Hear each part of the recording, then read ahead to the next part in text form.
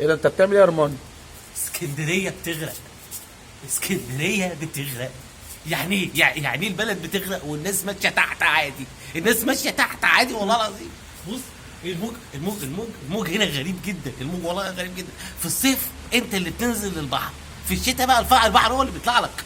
الموج 3 متر ولا، والناس ماشيه عادي. بص اسكندريه بتغرق، والناس متعوده، الناس ماشيه في الشارع عادي. ايه ده مطره عادي، لكن المطره هنا رهيبه رهيبه. بص المطره، بص سامع صوتها، سامع. بص شايف، بص كل اللي عملوه ان هم شالوا الغسيل بس ويطبقوه، مش اكتر من كده. غريبه اسكندريه، اسكندريه فظيعه.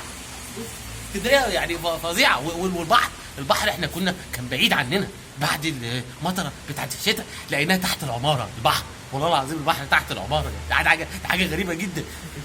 بص احنا عندنا بحر بس ما بيعملش كده. والله عندنا في السويس ما بيعملش، البحر ساكت نايم على طول. لكن بص هنا خش